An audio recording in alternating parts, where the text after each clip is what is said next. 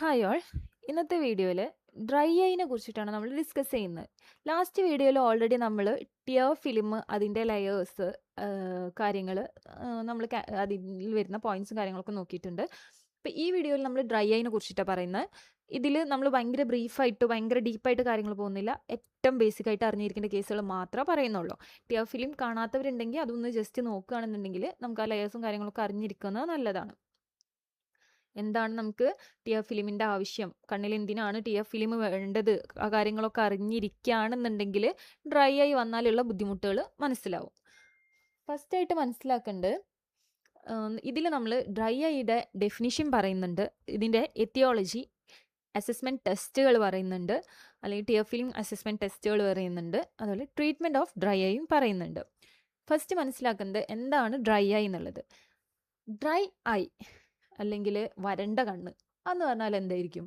കണ്ണിൽ ആ വരൾച്ച ഉണ്ടാകുന്നത് എന്തുകൊണ്ടാണ്? അവിടെ ടിയറിൻ്റെ ആബ്സെൻസ് കാരണം അല്ലെങ്കിൽ ടിയറിൻ്റെ ഡെഫിഷ്യൻസി കാരണമാണ് അവിടെ കണ്ണിൽ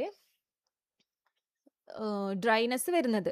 അപ്പോൾ ടിയർ പ്രൊഡക്ഷൻ നടക്കുന്ന നമ്മുടെ ടിയർ പ്രൊഡക്ഷൻ ഗ്ലാൻസിൽ നിന്നുള്ള, അല്ലെങ്കിൽ ആ ഗ്ലാൻസിന് ഇൻഫ്ലമേഷനോ അല്ലെങ്കിൽ കണ്ണിൽ വല്ല ഇൻഫ്ലമേഷൻ കാരണം ഒന്നെങ്കിൽ അവിടെ ടിയർ പ്രൊഡക്ഷൻ കുറയുന്നു, അല്ലെങ്കിൽ പ്രൊഡ്യൂസ് ചെയ്ത ആ ടിയറിനെ കണ്ണിൽ സ്റ്റെബിലിറ്റി കിട്ടുന്നില്ല, അല്ലെങ്കിൽ കണ്ണിൽ സ്റ്റേബിളായിട്ട് നിൽക്കാൻ പറ്റുന്നില്ല. ആ ഒരു കണ്ടീഷനാണ് നമ്മൾ ഡ്രൈ ഐ എന്ന് പറയുന്നത്. ഇതിൻ്റെ എത്തിയോളജി നമ്മൾ നോക്കുകയാണെന്നുണ്ടെങ്കിൽ രണ്ട് തരത്തിൽ ഡ്രൈ ഐ വരാം. നമ്മൾ നേരത്തെ പറഞ്ഞ പോലെ, ഒന്നെങ്കിൽ അവിടെ ടിയർ പ്രൊഡക്ഷൻ കുറയുന്ന കാരണം, അല്ലെങ്കിൽ ടിയറൊക്കെ പ്രൊഡ്യൂസ് ചെയ്യുന്നുണ്ട്, അതിന് കണ്ണിൽ സ്റ്റേബിളായി നിൽക്കാൻ പറ്റുന്നില്ല, ആ സ്റ്റെബിലിറ്റി അവിടെ കിട്ടുന്നില്ല, അല്ലെങ്കിൽ കണ്ണിൽ അതിന് നിൽക്കാൻ പറ്റുന്നില്ല. അതിന് നമുക്ക് ഇവോപ്പറേറ്റീവ് ഡ്രൈ ഐ എന്നുള്ള കണ്ടീഷൻ പറയാം. ഫസ്റ്റ് നമ്മൾ അക്യൂസ് ഡെഫിഷ്യൻസി ഡ്രൈ ഐ എന്ന് പറഞ്ഞു കഴിഞ്ഞാൽ, അല്ലെങ്കിൽ കെരട്ടോ കൺജങ്ക്റ്റിവൈറ്റിസ് തിക്ക, KCS, ഇതൊക്കെ സെയിം ആണ്.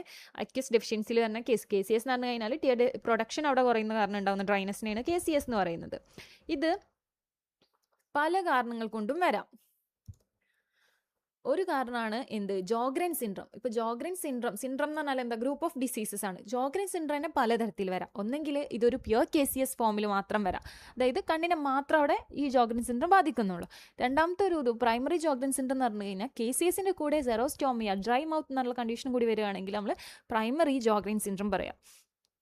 സെക്കൻഡറി ജോഗ്രൻ സിൻഡ്രം എന്ന് പറഞ്ഞാൽ ഈ സിക്ക കോംപ്ലക്സ് ആണ് KCS പ്ലസ് സെറോസ്റ്റോമിയ എന്ന് പറഞ്ഞു കഴിഞ്ഞാൽ, ഇതിൻ്റെ കൂടെ ഒരു connective tissue disorder, which means നമ്മുടെ റുമറ്റോയിഡ് ആർത്രൈറ്റിസ്, ഈ ഒരു കണ്ടീഷനും കൂടിയുള്ളതിനെ നമ്മൾ സെക്കൻഡറി ജോഗ്രൻ സിൻഡ്രം എന്ന് പറയാം.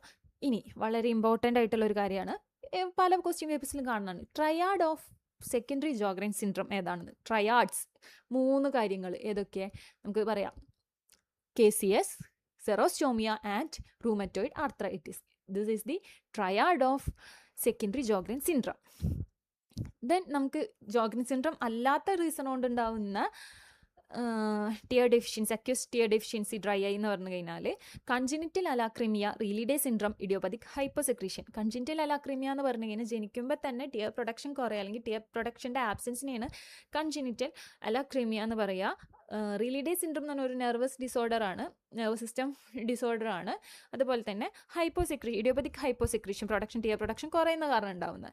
ഇനി അടുത്തതാണ് നമ്മൾ ഇവോപ്പറേറ്റീവ് ഡ്രൈ ഐ. നമ്മൾ ഓൾറെഡി പറഞ്ഞു എന്തെന്ന്, പ്രൊഡക്ഷനൊക്കെ അവിടെ നടക്കുന്നുണ്ട്, പക്ഷേ ആ പ്രൊഡ്യൂസ് ചെയ്ത ടിയറിന് കണ്ണിൽ നിലനിൽക്കാൻ പറ്റുന്നില്ല പല പല കാരണങ്ങൾ കൊണ്ട്.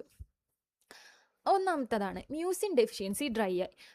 മനസ്സിലാക്കണം എന്ത്? ടിയർ ഫിലിമിൻ്റെ ലെയേഴ്സ് പറയുമ്പോൾ നമ്മൾ പറഞ്ഞിട്ടുണ്ട്, mucin layer, aqueous layer, lipid or oily layer. ഇതിൽ ടിയറിനെ കണ്ണിൽ പിടിച്ചു നിർത്തുന്ന ഈ ലിപ്പിഡ് ഓർ ഓയിലി ലെയറാണ്. അതുപോലെ തന്നെ ഈ ടിയർ ഫിലിമിനെ അതായത് കൺജങ്ക്റ്റിവയിൽ അല്ലെങ്കിൽ കോർണിയയിലൊക്കെ ഒരു ഇതിൽ നിർത്തി കൊടുക്കുന്നത് ആരാണ്? മ്യൂസിൻ ലെയറാണ്. ഇതൊക്കെ നമ്മൾ പറഞ്ഞിട്ടുണ്ട്.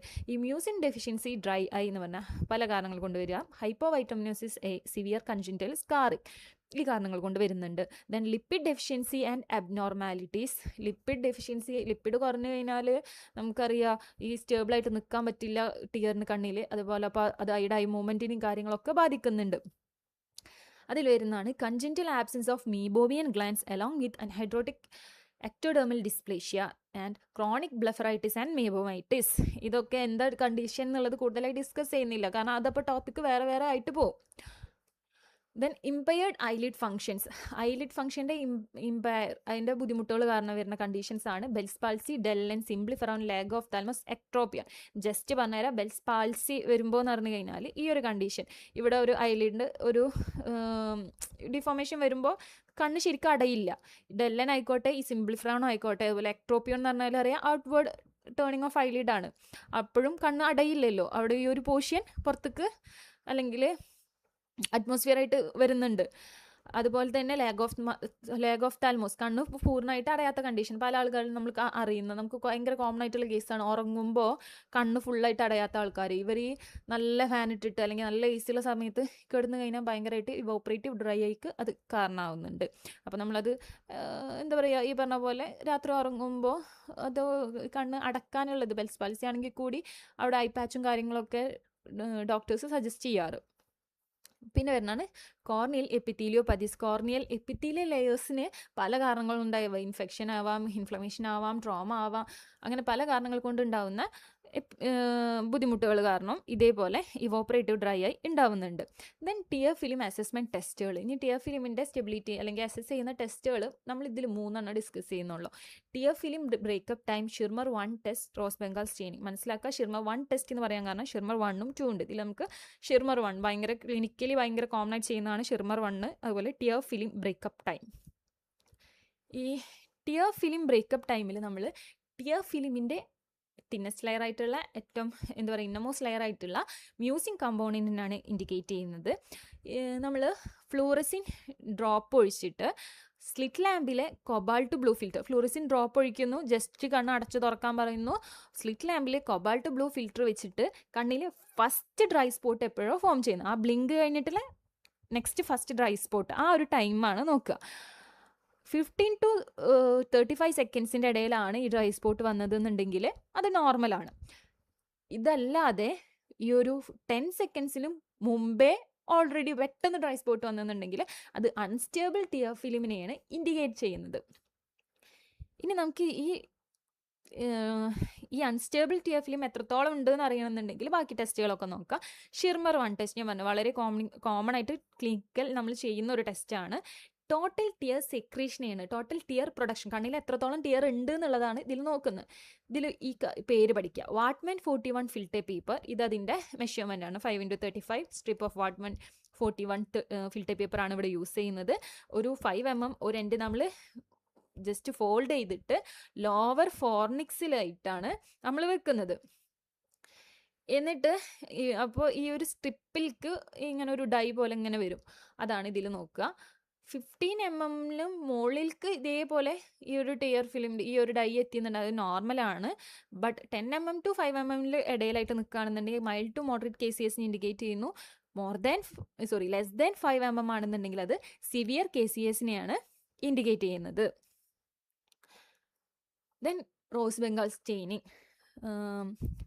റോസ് ബംഗാൾ സ്റ്റെയിനിങ് എന്ന് പറഞ്ഞു കഴിഞ്ഞാൽ നമുക്ക് മൈൽഡ് കേസ് ഓഫ് KCSന് വരെ നമുക്ക് ഡിക്റ്റേറ്റ് ചെയ്യാൻ പറ്റും ഈ റോസ് ബംഗാൾ സ്റ്റെയിനിങ് വെച്ചിട്ട്. ഇത് ഈ സെയിം നമ്മുടെ ഒരു സ്ട്രിപ്പ് തന്നെയാണ് ഈ റോസ് ബംഗാൾ സ്റ്റെയിനിൻ്റെ ഇതായിക്കോട്ടെ, റോസ് ബംഗാൾ ടെസ്റ്റ് ആയിക്കോട്ടെ. നമുക്ക് ചെറിയ ഇറിറ്റേഷനുള്ള നമ്മൾ സൈലോകൈറ്റൊക്കെ യൂസ് ചെയ്തിട്ട് തന്നെയാണ് നമ്മളിത് ഉപയോഗിക്കുക. 3 സ്റ്റെയിനിങ് പാറ്റേൺ ആണ് ഇതിൻ്റെ സിവിയറിറ്റി, KCSൻ്റെ സിവിയറിറ്റി അനുസരിച്ച് ഉണ്ടാവുക. A pattern, B pattern and C pattern. A പാറ്റേണിൽ കൺഫ്ലുവൻസ് സ്റ്റെയിനിങ് ആയിരിക്കും സിവിയർ KCSനെയാണ് ഇൻഡിക്കേറ്റ് ചെയ്യുന്നത്. B പാറ്റേൺ എക്സ്റ്റെൻസീവ് സ്റ്റെയിനിങ് ആണ്, മോഡറേറ്റ് KCSനെ ഇൻഡിക്കേറ്റ് ചെയ്യുന്നു. C pattern fine punctuate staining mild KCSനെ ഇൻഡിക്കേറ്റ് ചെയ്യുന്നു. ഇനി നമ്മൾ ഇതിൻ്റെ ട്രീറ്റ്മെൻറ്റ് നോക്കുകയാണെന്നുണ്ടെങ്കിൽ first supplement with tear substitutes. Normally ക്ലിനിക്കിൽ നമ്മൾ ഡോക്ടേഴ്സ് കൊടുക്കുന്നതാണ് ടിയർ ഡ്രോപ്സ്. അതിൻ്റെ സെല്ലുലോസ് ഡെറിവേറ്റീവ് ആവാം, പോളിവിനൈൽ ആൽക്കഹോൾ ആവാം, അത് സപ്ലിമെൻറ്റേഷൻ വരുന്നുണ്ട്. Then topical cyclosporin, mucolytics, topical retinoids. Then preserving existing tears by reducing evaporation. അതായത് നമുക്ക് റൂമിലെ ടെമ്പറേച്ചർ കുറച്ചിട്ട് നമുക്ക് ടിയർ സ്റ്റെബിലിറ്റിയോടെ കൂട്ടാൻ പറ്റും, ഇവോപ്പറേഷനെ കുറയ്ക്കാൻ പറ്റും. അതുപോലെ തന്നെ പ്രൊട്ടക്റ്റീവ് ഗ്ലാസ്സസ് യൂസ് ചെയ്യുക, ഇങ്ങനത്തെ കാര്യങ്ങളൊക്കെ ചെയ്ത് കഴിഞ്ഞാൽ നമുക്കൊരു പരിധി വരെ ഇവോപ്പറേഷനെ കുറക്കാം. അതുപോലെ തന്നെ നമുക്ക് ചെയ്യാവുന്ന ഒരു കേസാണ് പങ്ക്ച്വൽ ഒക്ലൂഷൻ. അപ്പോൾ നമുക്ക് അവിടെ ഡ്രെയിനേജിനെ അത് കുറയ്ക്കാൻ പറ്റും. എല്ലാവർക്കും വീഡിയോ ഇഷ്ടമായെന്ന് തോന്നുന്നു. ഞാൻ വളരെ ബേസിക് ആയിട്ട്, നമ്മൾ ഭയങ്കര ഡീപ്പായിട്ടൊന്നും പറഞ്ഞിട്ടില്ല, എങ്കിലും എന്താ പറയുക, ഈ ഒരു ടോപ്പിക് എടുത്തു കഴിഞ്ഞാൽ ഇതിൻ്റെ എല്ലാ ഒരു ഭാഗം നമ്മൾ ജസ്റ്റ് ഒന്ന് ടച്ച് ചെയ്ത് പോയിട്ടുണ്ട്. ഇത് വീഡിയോ കാണുന്നതിന് മുമ്പ് അല്ലെങ്കിൽ ആ ടി എഫ് ഫിലിം എന്താണ്, അല്ലെങ്കിൽ അതിൻ്റെ ലെയേഴ്സ് എന്താണ്, അല്ലെങ്കിൽ അതിൻ്റെ ഫങ്ഷൻസ് എന്താണെന്നൊക്കെ അറിഞ്ഞിരിക്കണം. അപ്പോൾ നിങ്ങൾ ആ വീഡിയോയും കൂടി ഒന്ന് കാണണം. Okay, thank you.